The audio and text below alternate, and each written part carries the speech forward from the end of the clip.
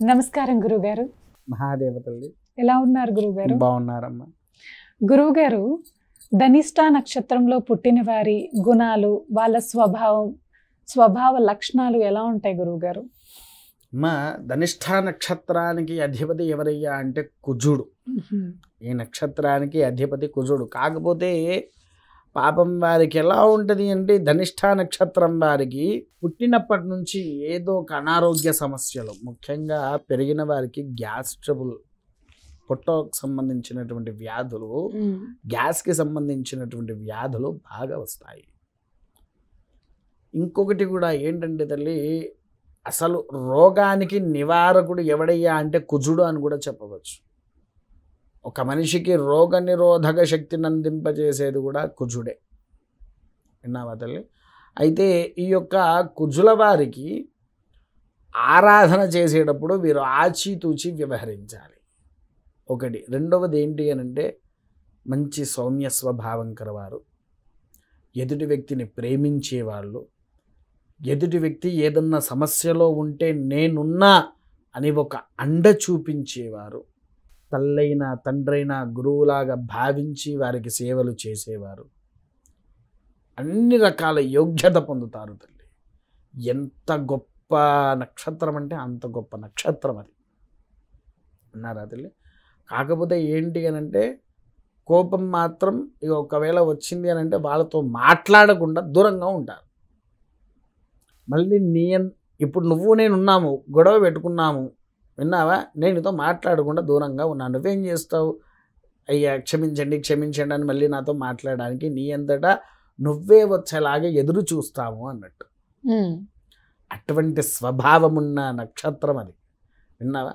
కాకపోతే ఒకటేంటంటే తల్లి, ధన నష్టము మాత్రము వారు పుట్టినప్పటి నుంచి విపరీతమైన ధన నష్టం అవుతూ ఉంటుంది. ఎంత ప్రయత్నము చేస్తున్నా, ఏదో ఒక రకంగా ఎదగాలి అని ఆలోచిస్తున్నా చేతిలో డబ్బులు వస్తాయి. డబ్బులు రాగానే మళ్ళీ వెంటనే ఆ డబ్బులు అనేది ఖర్చు అయిపోద్ది. ఇలా వచ్చిందయ్యా అని ఆనందపడేలోపు ఫ్యాక్ట్స్ ఆఫ్ సెకండ్స్లో ఆనందం కొలాప్స్.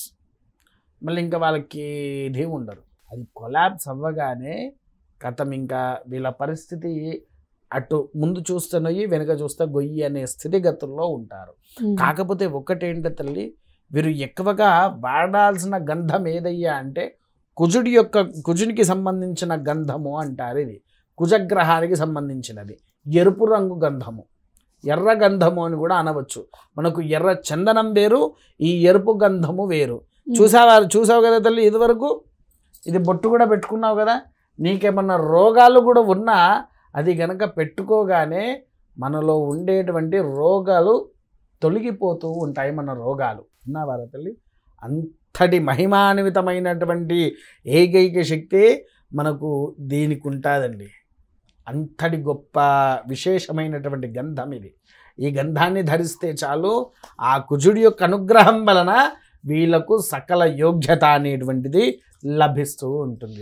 ఎర్ర చందనం విన్నాం కానీ గురువు గారు, ఎర్ర గంధం అనేది వినలేదు. వినయలేదు అంటే ఎక్కడ దొరుకుతుంది అనేది తెలియదు కదా గురువు గారు. అమ్మ, మనకు వాస్తవానికి చెప్తా తల్లి, మనకు మొత్తము శాస్త్ర ప్రకారంగా 32 గంధాలు ఉన్నాయి. 32 గంధాలు ఉన్నాయి. 32 గంధాల్లో మన దగ్గర ఒక 9 వరకే దొరుకుతాయి. మిగిలినవన్నీ చూస్తున్నాను, దొరకబట్టడానికి కోసం ప్రయత్నం చేస్తున్నా. కస్తూరి గంధము, మూలాగంధము, యోధి గంధము, నీలాగంధము. నీలాగంధం ఎక్కువ ఎవరికి వాడాలి? విష్ణుమూర్తికి వాడాలి.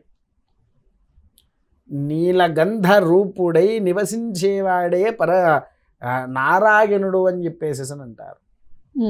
అవునా? అవును. శ్వేతగంధము అంటే గంధము ప్లస్ భస్మము రెండు కలుపుతారు. శ్వేత గంధము మళ్ళీ భస్మము. ఇది ఎవరు వాడతారయ్యా? ఈ రెండింటిని ఎవరు వాడేది? ఈశ్వరుడు. అవునా? మనకంతెందుకు తల్లి, ఇప్పుడు గ్రహాలే ఉన్నాయి. గ్రహాలలో సూర్యుల వారికి మంత్రం చెప్పిన తర్వాత ఓం భూర్భువస్సువః సూర్యగ్రహే ఆగచ్చ, సూర్యగ్రహం రక్తవర్ణం రక్తగంధం రక్తపుష్పం రక్తమాల్యాంబరధరం. వచ్చిందా? రక్తగంధం అంటే ఎర్రచందనము అని అర్థము. విన్నావా?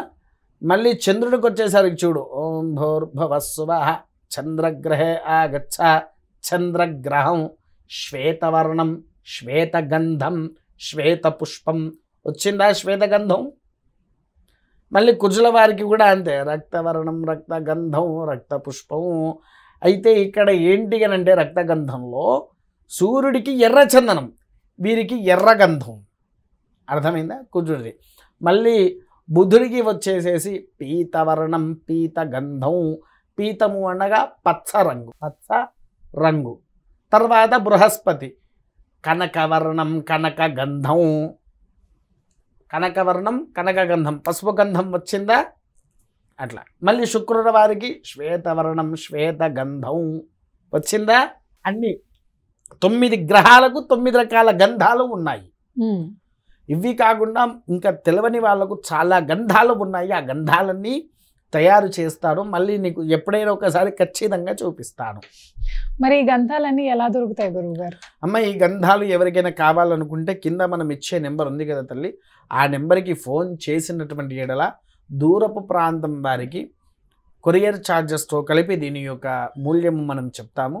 దాన్ని బట్టి వారు చేసుకుంటే సరిపోతుంది. ఈ బొట్టు పెట్టుకుంటూ ఇంకెటువంటి పరిహారాలు చేసుకుంటే వాళ్ళకి మంచి జరుగుతుంది గురువుగారు?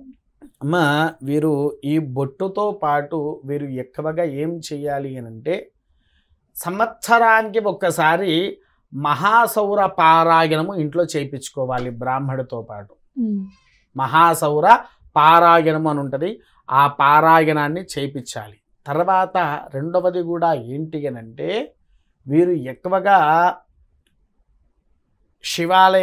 శివాలయానికి వెళ్ళి, అది కూడా ఉదయం పూట కాదు, సాయంకాలములో సంధ్యా సమయంలో ప్రదోషకాలములో స్వామివారికి ప్రదక్షిణ చేయడం ఎంతో ముఖ్యమైంది. అది కూడా శివుడికి ఇలా చుట్టూరుగా చేసేది కాదు, సోమసూత్ర ప్రదక్షిణ అని ఉంటుంది. ఆ సోమసూత్ర ప్రదక్షిణ చేసి ఇంట్లో శనగలు ముందు రోజు నానబెట్టాలి, లేకపోతే ఉదయమన్నా నానబెట్టేసి ఒక పసుపు రంగు గుడ్డలో శనగలు వేసి పిరికెడైనా సరే ఆ శనగలు వేసేసి మూట కట్టి నందీశ్వరుడి యొక్క మెడలో ఆ శనగలను కట్టితే వారికి ఉండేటువంటి దోషాలు నివారణ అవ్వడం జరుగుతుంది. ఆ ప్రదక్షిణ గురించి అర్థం కాలేదు గురువు గారు నాకు. సోమసూత్ర ప్రదక్షిణ అంటారు తల్లి, అంటే చండీశ్వర ప్రదక్షిణ అంటారు. అంటే చండీశ్వరి నుంచి వెనక్కి వస్తారా? అవునమ్మా. అంటే ఇప్పుడు మనకు శివాలయంలో ఇట్లా నీళ్లు బయటకు వచ్చే ధార ఉంటుంది కదా, ధ్వజస్తంభం నుంచి ఆ నీళ్ళ దగ్గరికి వరకు వచ్చి ఈ 2 చేతులు ఆ చండీశ్వరుడి మీద స్పృశించి మళ్ళీ అక్కడి నుంచి ధ్వజస్తంభానికి నందీశ్వరుడికి మధ్యలో నుంచి తిరుగుతూ మళ్ళీ చండీశ్వరుల వారి దగ్గరకు వచ్చి మళ్ళీ స్వామివారిని స్పృశించి ఆ స్పృశించిన తర్వాత అక్కడి నుంచి మరలా తిరిగి ధ్వజస్తంభం దగ్గరికి రావాలి. అలా 3 ప్రదక్షిణాలు చేస్తే ఒక్క ప్రదక్షిణతో సమానము.